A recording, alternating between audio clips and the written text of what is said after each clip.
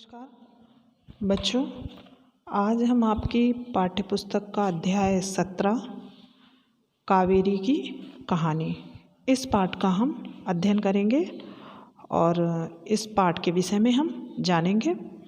तो वाचन आपको स्वतः करना है। पाठ का सार हम आपको समझाएंगे।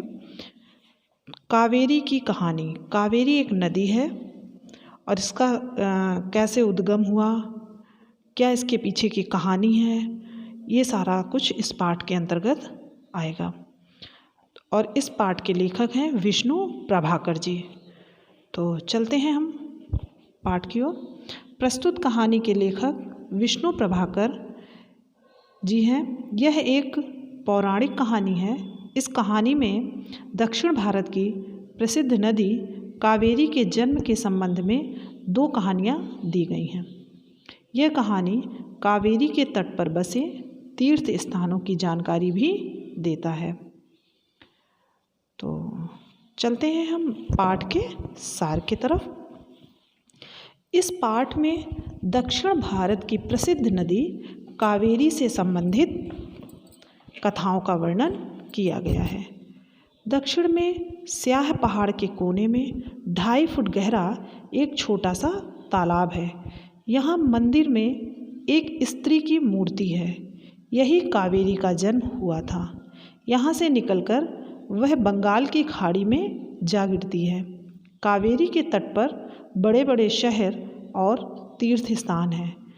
इसके तट पर महात्मा रामानुजम, महाकवि कंबन, गायक संत त्यागराज, श्यामा शास्त्री तथा मुत्तु दीक्षित इत्यादि हुए।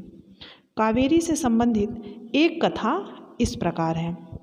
एक राजा कावेर थे, जिनकी तपस्या से प्रसन्न होकर ब्रह्मा जी ने कहा कि मुक्ति पाने के लिए तुम मेरी पुत्री विष्णु माया को अपनी पुत्री की तरह पालो।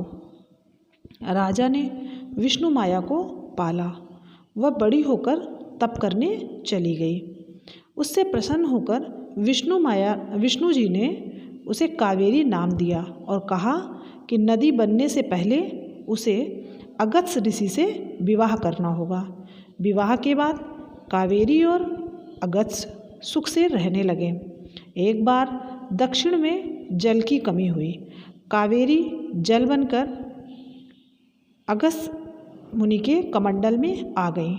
अगस्त्य मुनि ने कमंडल के साथ स्याह पर्वत पर तप किया।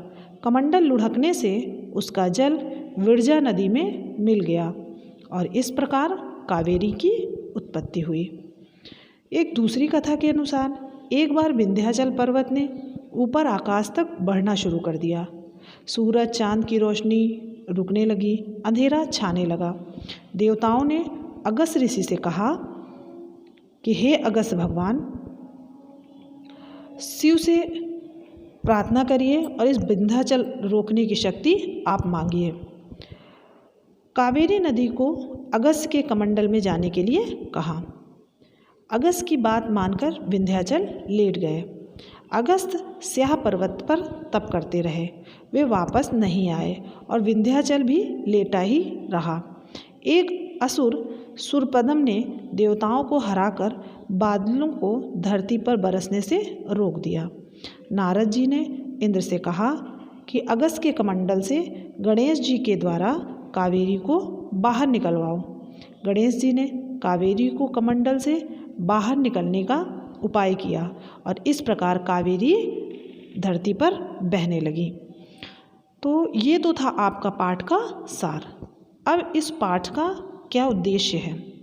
तो इस पाठ का उद्देश्य यह है कि कावेरी नदी से संबंधित कथाओं तथा उसके तीर्थ स्थानों का, उसके तट का आपको जानकारी प्रदान करना कि कावेरी का कैसे उद्गम हुआ, उसके किनारे कौन कौन से तीर्थ स्थान हैं और उसके पीछे की क्या कथा है। तो आशा है कि ये पाठ आपको समझ में आया होगा। धन्यवाद।